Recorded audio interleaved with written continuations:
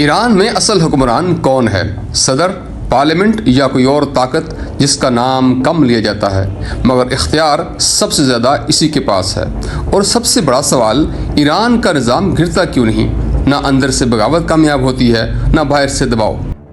تو دوستو آج جذبات نہیں مکمل سسٹم کو سمجھتے ہیں۔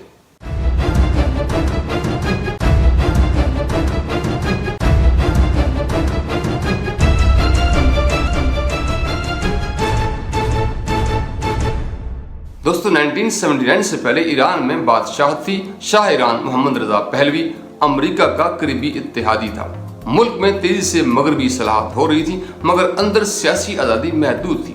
خفیہ پولیس کا سخت نظام تھا، مذہبی طبقہ ناراض تھا اور عام آدمی مہنگائی اور عدم مساوات سے پریشان تھا۔ تیل کوڑیوں کے دام مغرب خرید کے آگے بیچ رہا تھا۔ اسی دوران ایک مذہبی رہنما جلا وطنی سے ابھرتا ہے جس کا نام تھا روح اللہ خمینی۔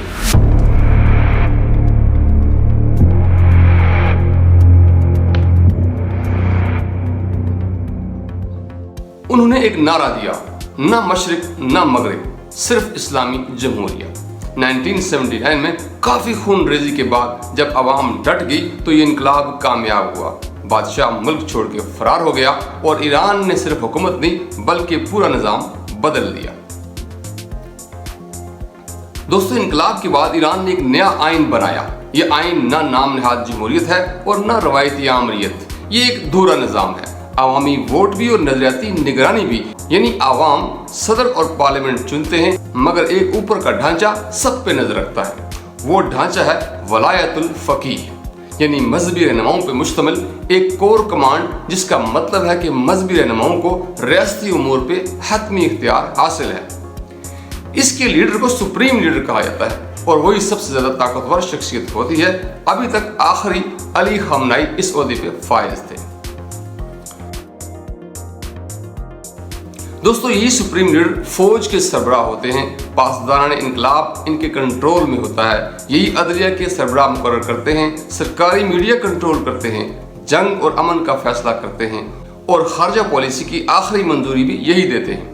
ان کی کوئی مقررہ مدت نہیں، تقریباً تا حیات ہوتی ہے۔ انہیں منتخب کرتی ہے مجلس خبرگان رہبری، جو 88 علماء پہ مشتمل ایک کونسل ہے جنہیں عوام ووٹ دیتے ہیں اور یہ سپریم لیڈر چنتے اور ضرورت پڑنے پہ ہٹا بھی سکتے ہیں۔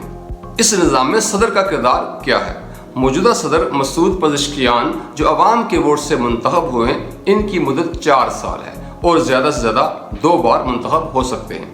ان کے اختیارات میں کابینہ بنانا، بجٹ پیش کرنا، معیشت چلانا اور انتظامی معاملات سنبھالنا شامل ہیں، مگر اہم قومی فیصلوں میں وہ سپریم لیڈر سے اوپر نہیں جا سکتے۔ اب آتے ہیں اصل بات پہ کہ نظام کو مضبوط کیا چیز بناتی ہے۔ ایران نے انقلاب کے بعد صرف فوج نہیں بلکہ ایک متوازی انقلابی فورس بنائی، اسلامی پاسداران انقلاب IRGC۔ یہ الگ فوجی طاقت رکھتی ہے، اپنی انٹیلیجنس رکھتی ہے، معاشی نیٹ ورک رکھتی ہے اور براہ راست سپریم لیڈر کو جواب دہ ہے۔ پھر ایک اور ادارہ ہے شورا نگہبان، جو امیدواروں کی اسکریننگ کرتا ہے۔ جو نظریاتی طور پہ نظام کے خلاف ہو وہ الیکشن میں آ ہی نہیں سکتا، یعنی سسٹم کے اندر رہ کر ہی سیاست ممکن ہے، سسٹم کے باہر کچھ بھی نہیں۔ اب سمجھتے ہیں کہ بغاوت کیوں مشکل ہے۔ وجوہات سادہ ہیں۔ پہلی، طاقت تقسیم ہے مگر کنٹرول ایک مرکز میں ہے۔ دوسری، فوج اور پاسداران الگ الگ تو ہیں مگر ہم آہنگ ہیں۔ تیسری، نظریاتی بنیادیں موجود ہیں۔ چوتھی، امیدوار پہلے ہی فلٹر ہو جاتے ہیں۔ اور پانچویں، خارجہ پالیسی اور دفاع ایک شخص کے ہاتھ میں مرکوز ہے، کوئی ایک ستون ہلے تو دوسرا سنبھال لیتا ہے۔ قومی فیصلوں میں آخری اختیار کس کا ہے؟ اس معاملے میں سارا اختیار سپریم لیڈر کا ہے۔ صدر مشورہ دے سکتا ہے، پارلیمنٹ بحث کر سکتی ہے، مگر جنگ، جوہری پروگرام اور علاقائی حکمت عملی کے لیے حتمی دستخط رہبر کے ہی ہوتے ہیں۔ تو دوستو ایران کو سمجھنے میں اکثر بڑی طاقتیں غلطی کرتی ہیں۔